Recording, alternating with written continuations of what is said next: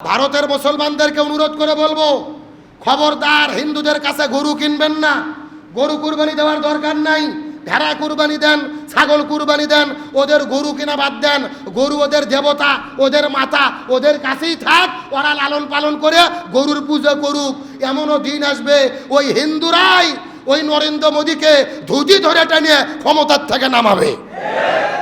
হিন্দুরা গরু জবে করে নিষিদ্ধ করে কুরবানি বাতিল করলো, আর হিন্দুরাই মিছিল করতেছে কুরবানি চালু করার জন্যে। সুবহানাল্লাহ বলবেন না? কোনো হিন্দু হাতের মধ্যে বিষের বোতল, কেউ গলার দড়ি হাতের মধ্যে মিছিল করতেছে যে হয় গরু বিক্রি করার সুযোগ দাও, মুসলমানদের কুরবানির সুযোগ দাও, না হলে বিষ খেয়ে মারা যাব, গলার দড়িতে মারা যাব। এগুলো কার খেলা? আল্লাহ বলেন ওয়া মাকারু ওয়া মাকার আল্লাহ আল্লাহু খায়রুল মাকিরিন। তারাও ষড়যন্ত্র করে, আল্লাহ কৌশল অবলম্বন করে। কার কৌশল বিজয় হয়? পশ্চিম বাংলায় বিজেপি সরকার ক্ষমতায় এসে তারা আইন করে দিয়েছে ভারতের মুসলমানেরা আর কুরবানি করতে পারবে না। গরু জবে করা তারা নিষিদ্ধ করে দিয়েছে। তারা বলতেছে গরু আমাদের গোমাতা, ওটা আমাদের দেবতা, এটা জবে করা যাবে না, কুরবানি করা যাবে না। তবে আল্লাহর কি খেলা, ওরা গরু জব নিষিদ্ধ করেছে, মুসলমানেরা বলেছে আমরা গরু কিনবও না, কুরবানিও করব না। তার কারণ গরু দেয় যে কুরবানি করা লাগবে, কোরআন হাদিসে এটা বাধ্যবাধকতা নাই। আপনি উট দিয়ে কুরবানি করেন, ছাগল দিয়ে করেন, দুম্বা দিয়ে করেন, ভেড়া দিয়ে করেন, কুরবানি কবুল হয়ে যাবে। মুসলমানরা সিদ্ধান্ত নিচ্ছে আমরা গরু দিয়ে কুরবানি করব না। এখন যেই হিন্দুরা গরু লালন পালন করছে, আর এখন গরু বিক্রি করবে কোথায়? সারা বছর ঋণ করে লক্ষ লক্ষ টাকা ব্যাংক থেকে উঠাইয়া গরু লালন পালন করে কুরবানির ঈদের আগে মুসলমানদের কাছে বিক্রি করে। এখন গরু বিক্রি হচ্ছে না। ওই হিন্দুরা রাজপথে নেমে মুসলমানদের পক্ষে কুরবানি চালু করার জন্য মিছিল করতেছে। জোরে বলেন আল্লাহু আকবার। হিন্দুরা গরু জবে করে নিষিদ্ধ করে কুরবানি বাতিল করলো, আর হিন্দুরাই মিছিল করতেছে কুরবানি চালু করার জন্য। সুবহানাল্লাহ বলবেন না? কোনো হিন্দু হাতের মধ্যে বিষের বোতল, কেউ গলার দড়ি হাতের মধ্যে মিছিল করতেছে যে হয় গরু বিক্রি করার সুযোগ দাও, মুসলমানদের কুরবানির সুযোগ দাও, না হলে বিষ খেয়ে মারা যাব, গলার দড়িতে মারা যাব। এগুলো কার খেলা? আল্লাহ বলেন ওয়া মাকারু ওয়া মাকার আল্লাহ আল্লাহু খায়রুল মাকিরিন। তারাও ষড়যন্ত্র করে, আল্লাহ কৌশল অবলম্বন করে। কার কৌশল বিজয় হয়? ভারতের মুসলমানদেরকে অনুরোধ করে বলবো, খবরদার হিন্দুদের কাছে গরু কিনবেন না। গরু কুরবানি দেওয়ার দরকার নাই। ভেড়া কুরবানি দেন, ছাগল কুরবানি দেন, ওদের গরু কিনা বাদ দেন। গরু ওদের দেবতা, ওদের মাতা, ওদের কাছেই থাক, ওরা লালন পালন করে গরুর পুজো করুক। এমনও দিন আসবে ওই হিন্দুরাই ওই নরেন্দ্র মোদীকে ধুতি ধরে টানিয়ে ক্ষমতার থেকে নামাবে। কি মনে করছেন টাকার ঠেকা কমজোরি ঠেকা না? কোনো হিন্দু গরু পালছে বিক্রি করে মেয়েকে বিয়ে দেবে? কেউ চিন্তা করছে এই টাকা দিয়ে পুরো বছর সংসার চালাবে? আজকে তারা বলতেছে গরু আমাদের মাতা। তা গরু মাতা ভালো, সারা বছর পুজো করো। ওরা আইন করছে না 14 বছর বয়স হলে গরু জবে করা যাবে, গোস্ত খাওয়া যাবে। আচ্ছা বলেন তো, কেউ যদি মাও হয়, মাও কি 14 বছর পরে পরিবর্তন হয়?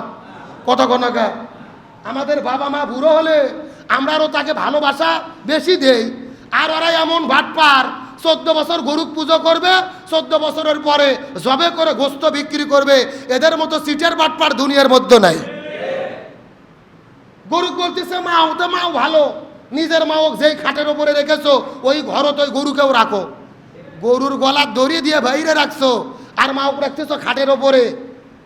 আবার সেই একটা গরুর পা হলো 4টে, শিং 2টে, লেজ 1টা, কিন্তু গরু ওরা বলতেছে মাও। তাহলে মায়ের সন্তান মায়ের মতো হওয়ার দরকার আছে না নাই? ওরা শুভেন্দু অধিকারী, 4টে পাও নাই, পাও 2টা, শিংও নাই, লেজও নাই। কতক্ষণ না খা ভালো করে বোঝার চেষ্টা করেন। আজকে ভারতে মুসলমানদের মসজিদে আজান দেওয়া তারা নিষিদ্ধ করেছে। তারা মুসলমানদের মসজিদে আজান দিতে দেবে না। তারা বলতেছে মোবাইলে আমরা একটা অ্যাপ খুলে দেব, অ্যাপের মাধ্যমে আজান হবে, তারপরে মুসলমানরা নামাজ পড়বে। মসজিদে আজান দেওয়া যাবে না, সাউন্ড করা যাবে না।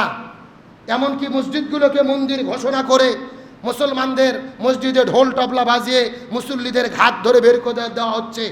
আল্লাহর কোরআন বলেন ওমা নাজলামু মিম্মান মানা মাসাজিদ আল্লাহ। মসজিদে যারা মানুষদেরকে আজান দিতে দেয় না, নামাজ পড়তে দেয় না, এরাই হলো পৃথিবীর সবচাইতে বড় জালেম। আমাদের কথা হলো মসজিদে যদি মাইক আজান দেওয়া না যায়, তো তোমরা হিন্দুতে মাইকে গানও বাজাতে পারবা না, এই আইন করো। কথা কোন না? ওরা হরে কৃষ্ণ হরে হরে সারা রাত ধরে গান বাজায়, ওটাতে সমস্যা হয় না। আর মুসলমানদের আজানে ওদের শরীরে চুলকনি শুরু হয়।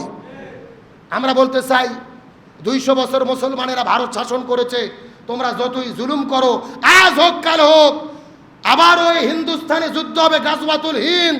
ইমানদার বেঈমানদের বিরুদ্ধে ইমানদারেরাই বিজয়ী হবে ইনশাআল্লাহ।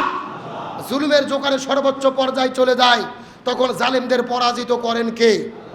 আমরা কুরবানি করলাম, হযরত ইব্রাহিম আলাইহিস সালাম তার সন্তানকে কুরবানি করলেন, সবাই প্রস্তুত। শয়তান তখন বিতাড়িত হলো, শয়তান বিদায় নিয়ে চলে গেল। হযরত ইব্রাহিম আলাইহিস সালাম ইসমাইলকে নিয়ে মিনা পাহাড়ে চলে গেলেন। সুবহানাল্লাহ বলেন। আমার বন্ধুগণ, মুসলমান ভাইরা গভীর মনোযোগ লক্ষ্য করুন। হযরত ইব্রাহিম আলাইহিস সালাম ইসমাইলকে সঙ্গে করে নেওয়ার পরে ওই মিনা পাহাড়ের উপরে ওঠার পরে ডাক দিয়ে বলে, সন্তান আমি স্বপ্নের মধ্যে দেখেছি, ফালাম্মা বালাগা মা'হু সাইয়া ক্বালা ইয়া বুনাইয়া ইন্নী আরা ফিল মানাম।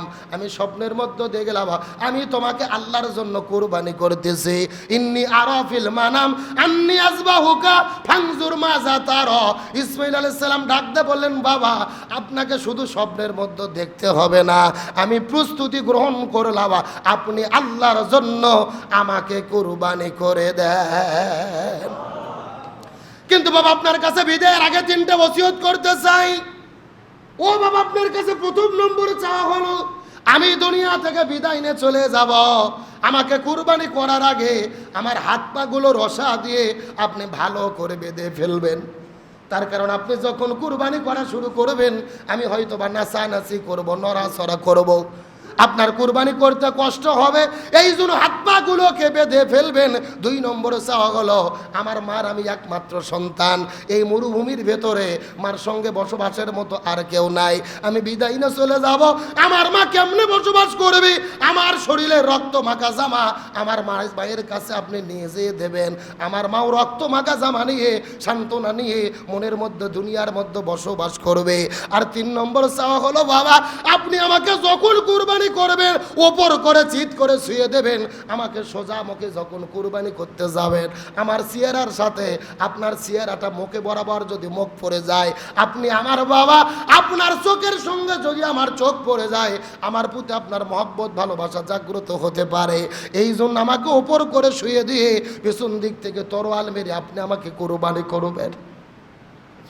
হযরত ইব্রাহিম আলাইহিস সালাম তার সন্তানের কথা শোনার পরে, ইসমাইলের হাত পা গুলো বেঁধে ফেলার পরে মাথাটা চিত করে দিয়ে ওপর করে দিয়ে শোয়াই দিয়ে যখন হাতের মধ্যে তিনি তরোয়াল নিয়ে চালানো শুরু করবেন, ইসমাইল আলাইহিস সালাম ডাক দিয়ে বলে, বাবা মনের মধ্যে কষ্ট নেবেন না বাবা, আপনার কাছে সর্বশেষ একটা ওসিয়ত করতে চাই বাবা, আপনি দয়া করে আমার হাত পায়ের বাঁধনগুলোকে ছেড়ে দেন, হাত পায়ের বাঁধনগুলোকে খুলে দেন।